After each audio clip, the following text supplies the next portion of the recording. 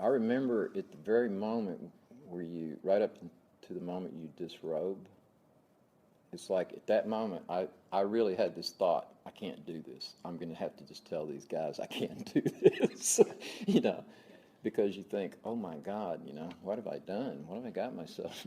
Ken Smith was a 22-year-old construction worker in need of some extra cash when he decided to pursue nude modeling.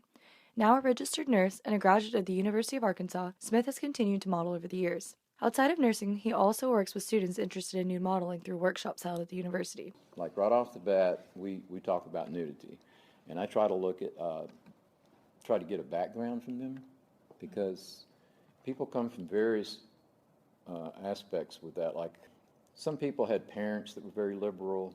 Maybe nudity wasn't a big deal in your home. Maybe you had siblings, brothers, sisters that you saw nude.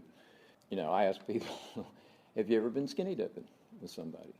And, a lot of people are like, no. And, okay, well, what is your background? And it's something that people never have an opportunity to talk about. I mean, our culture doesn't invite us to talk about nudity very much, or our bodies, or our perception of ourselves. Nude modeling has started to become a more widely accepted practice, especially within Fayetteville. Smith started a Models Guild, the Fine Arts Models Guild of Northwest Arkansas, a safe place where models and artists could network. Smith said he would not send a model anywhere that wasn't safe or reputable. Yet, some models still experience harassment and criticism, especially women who have had a different experience than most model men. As a female who is in a room nude, you are socially perceived as far more vulnerable.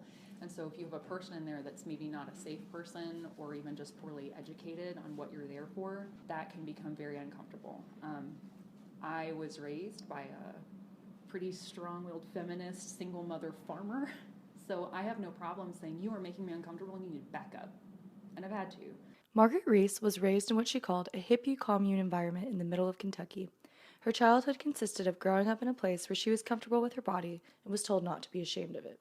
Now, I, in numerous classes, have had to get up and say, so my name as a human being is Margaret Reese, and I am doing this because I want to be here. Nude modeling has been a common practice since the Renaissance and is considered very different from society's idea of what modeling is. Smith said he finds it to be an empowering experience.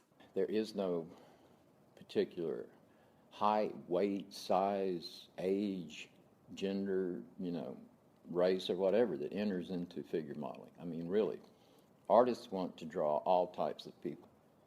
And some of the most interesting people to draw are not the people that fall into our cultural ideals.